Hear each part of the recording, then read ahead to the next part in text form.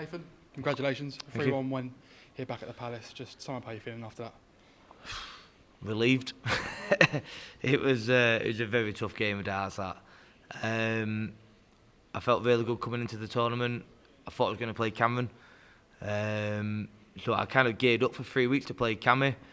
I thought it was going to be like Tigger versus Tigger on the stage, you know, bouncing around. But obviously, Leonard won, and fair play to him. But yeah, I thought I was going to steamroll him, if I was deadly honest with the way I was playing.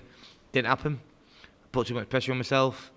I think you've seen it with Peter Wright and Gerwin Price this year, early on in the tournament. I think we've had a lot of scrutiny, a lot of abuse over the last 6 months because we've been playing rubbish, which, yeah, okay. But I think we know there's a lot of eyes on this tournament, and we wanted to prove how good we were and to play well and go deep in the tournament. And I just think it was purely down to putting too much pressure on myself. But I won the game. It wasn't pretty, but I'm here. I've won. I'm having interviews with you guys, and I can enjoy Christmas and come back. Hopefully, a better Nathan Aspinall and one without flu. You spoke about your form beforehand. It didn't look comfortable at times. Did it feel like that on stage? Were you worried at any point? Did you? Yes, very much. Especially with the 94. I'm thinking I don't want to go to a deciding set. But I know I've been playing really well. I've done a lot of exhibitions. I've changed my ammo coming into the tournament. Instead of practicing like 4, 5, 6 hours a day, I did a lot of exhibition work, playing the best of the best, and I feel really great. And you know, I think there's a combination of a couple of things. You know, don't get your little violin out, but I'm not well. But also, after last year, I so wanted to win. You know what I mean? Last year we had, I know I said it in the documentary that we had a great Christmas. We had the worst Christmas ever. It was hard. You know, watching everyone else play, it's tough. And I just wanted to come back after Christmas. And yeah, I put a lot of pressure on myself. But listen, I've won. I don't care how bad it was or how pretty it was. I'm here, and I've got 8 days now. You know, I can go back, get myself fit. I'm not 100% fit. Hopefully Smithy wins tomorrow night. Me and him can have 3 or 4 days practice, enjoy Christmas, come back and produce the Nathan Aspinall that I know is in there. You spoke about the 8 days off, obviously Christmas, and then you have those practice with Smithy. How important are practice sessions like that with you to come back in the best form? Massive. It's important to keep playing. You know, it's not very often I played this early. You know, most of the times I'm 23rd, 22nd. I think I've got a bit earlier now because my manager also manages Littler, so I think he swayed it a little bit. But yeah, it's nice to go home, and you know, I'll be home in the morning. I'll have 2 days off. You know, fingers crossed my mate Smithy wins tomorrow night, and we'll have 3 days on the board. Christmas Day off, obviously playing, and with the family, and then come back Boxing Day sharp. And yeah, you know, it was tough tonight. It was so tough. It's hard to explain it. It was so tough. Like, I've had an awful year. I'm a good dart player, and people don't see me as a good dart player. You know, there's a lot of people out there that write me off and grates on me because I know how good I am, but it's down to me to produce that, and I'm not producing it. And I think I had a great opportunity tonight to go up there and show the world what I'm made of, and I thought that's what I was going to do, and I do that. So I'm disappointed in myself, but likewise I've also won and I'm in for the next round. So mixed emotions tonight, mixed emotions. Do you not feel as if when you feel it's that tough, does it not give you confidence knowing that you can still get through games, scrape through games with wins? Yeah, I think the whole world knows. I don't think there's another dart player in the world that's as tough as me, mentally. You know, grit, determination, will to win. You know, I think it means more to me than any other dart player in the world of darts. I'm dead honest with you. I've been skint all my life. You know, I'm not now, but I've been skint all my life. My family mean the world to me. You know, my priority is my family, but I love my life. I love my job. I love my career. I love the PDC. I love the atmosphere out there. The support that I got tonight. Oh my God. I don't think that helps. You know, sometimes, you know, when I'm playing really bad and they're chanting my name on. But no, I think, yeah, it was just I'm waffling on here, but it was a tough game for me tonight, and I was proud of myself tonight that I got through. After the bad 12 months that I've had, that was a big game for me. Obviously, round 3, Andrew Gilding, Martin Littman, or Nitin Kumar. Any preferences on who you'd like? Take your pick. No, I think if I'm deadly honest with you, I think I'm going to play Martin Littman. If I'm deadly honest with you, he's a great guy. Him and his wife, I got on so well with. I played him loads of times, and we always have fantastic games.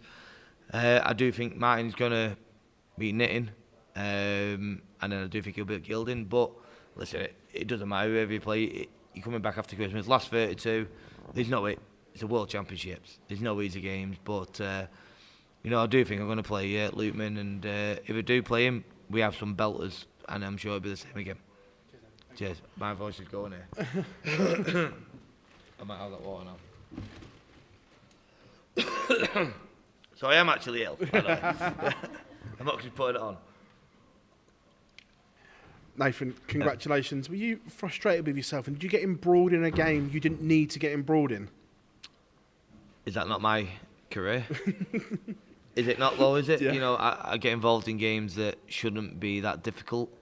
That's why my missus, my kids, my family absolutely can't stand watching me play, because I get involved in games that should be a nice, easy win, but it doesn't turn out that way. But yeah, listen, Leonard was there, and let's be quite honest with you, as a seeded player, he probably fancied that tonight. The way I played this year, he probably fancied it. He was probably up for it. Likewise, I was up for it because I thought I'm not playing Cammy.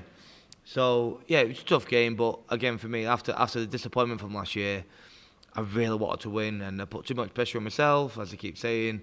But the crowd yet again, they got behind me, and they were absolutely, honest to God, unbelievable. The walk-on was amazing, and then even after the walk-on, the support they gave me, when they saw I was struggling, because I was struggling at times, they were unbelievable, and I just can't thank my fan base enough. I think that the fans that I've got are absolutely unbelievable, and they're part of my journey, and they make me who I am. We saw from your social media, you said 3 days in bed with flu before the World Championships. Great, I know it was tongue-in-cheek. But when that happens to you, do you suddenly think, what do I need to do to get a break? Because, like you say, the exhibition circuit, you were flying, and then that happens on the eve of the World Championship. It's all Scotland's fault. I'm still not 100% now. It's been day 11, and I've had a couple of exhibitions in between. But yeah, it's one of them. Everyone gets poorly, don't they? You know what I mean? It's only flu, man flu. Man flu's worse than normal flu, by the way. But it's I haven't been well. I'm not gonna sit here and try and make it worse. I have been pretty shit. But listen, I got through that game tonight. I was sweating like mad, which I don't normally do, because I'm a trimmed athlete. But yeah, I got through the game, and obviously in 8 days I'm going to be fit and healthy and ready to go. In terms of prep for tonight as well, there were some drawn-out games tonight, all going the distance. Did that affect your preparation at all? It did. You know what? Last year I came down, and then obviously Dave will say you got some media beforehand. It's 20 minutes. I don't think it's ever been 20 minutes. It's normally about an hour. So I phoned him up, and he said it was 25. So I said, I'll give myself an extra hour, and came down, and then obviously all the games. That first game was like an hour and a half, and I was joking. Leonard's a man of very few words, and I was saying to him, like, we ain't going to be on till gone 11 o'clock here, and it wasn't far off. It doesn't help, but I've been in that position many times. I do play last quite a lot of times. You have to keep your eye on the TV and also one eye on the dartboard. But it didn't help the prep, but it happens all the time, doesn't it? So it's just one of them things. Nathan, congratulations. Cheers, mate. Thank you. Nathan, well done on the win again. You mentioned earlier about some of the sort of stick you've taken for your form this year. Can you use that as a motivation in this tournament and throughout the next couple of weeks? Yeah, I think that's what I do. It's I don't know how much I can say, but keyboard warriors, they're absolutely great on me. You know what I mean? They have not. You know what? The documentary that came out that the PDC did and Dorothy Street did, I thought was absolutely fantastic. I opened up, James Wade opened up, Luke Humphries opened up, Peter Wright opened up. I thought it was fantastic, right? And I thought that's what darts needed. And yet, because some sad person who's got nothing better in their life, and because someone's played bad at darts, they give you abuse on social media. You go up there in front of 3,500 people with that atmosphere going on, whether you're good or not. I think Luke Humphries mentioned something about a guy saying about he's not that good. I beat him 10 years ago. Oh my God, mate. Right? But it's part of your job, right? I don't agree with it. I think it's absolutely pathetic, but it's down to us as professionals to either get someone to look after it or deal with it in the right manner. But yeah, when people give me abuse, I use it as ammo. You know, stick 2 fingers up at them, and yeah, that's what I do. Congratulations, Nathan, tonight. Thank you. You've been through a hell of a lot. You still are. But as you've described before, you're the chav from Stockport. Are you the one guy who can defy it all and go all the way in the face of all this adversity? Yeah, of course I can. I wouldn't be sat here now if I couldn't. I know how good I am. I know how well I've been playing before coming into this tournament. I do think this is the year that I'm going to get back to the Nathan from 2019, 2020. I do think I'm going to have a fantastic tournament. You know, that was pretty poo. But I do know that I'm going to come back a different person. Yeah, you know, let people... I call myself a chav, don't get me wrong, I did call myself a chav, but listen, what a fantastic story. You know, the story last year was Littler. Why not a little chav that had nothing from Stockport be the story this year? You know, that's what I'm hoping, and that's what I'm thinking is going to happen. Nathan, you're not the first person to mention online abuse. It is a real problem, not just in darts, but in sports in general. Do you think there's anything that can be done further by, whether it's the PDC or social media companies or whoever, to try and clamp down on this? Make it become a boring world where no sports people are on social media, so you don't know what to look to. It's the only way. Footballers come on social media. Well, footballers don't do it though, do they? But, I mean, just come on social media. But then that affects the players by, obviously, the sponsor deals and stuff, but I don't, it's how you look at it, innit? Like, I get a lot of abuse, but you got to then look at the other way and go, you're just a sad little man. That's sat in front of a keyboard. Because that's what it is. It's people that put a pound on you. It's always to do with betting. It's to not let it bother you.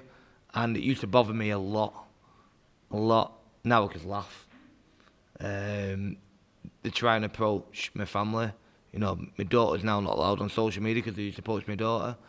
Kirsty takes it to offence, but you're in the limelight. You got to understand it. It is hard because you're in the limelight, but you've also got to look at you're just sad individuals, aren't you? So yeah, it's what it is. I mean, darts is in the spotlight more than it's ever been now, and there'll be a lot of players who are up and coming, probably shown on TV for the first time, who aren't used to being in the spotlight. So if any of those younger players or newer players was to get that, would you give them any advice for someone who's been on the circuit now? Yeah, for let someone look after it for you. Yeah.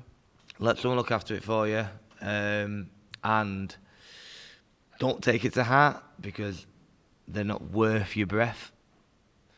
They're only jealous of what you've got. So any young lads coming through, when you see these posts or the abuse that you're getting, just laugh at them. Just think, look at my life. Look how successful I am. How are you? And that's what I'd say to them. Cheers, Nathan. Well done tonight. Thank you.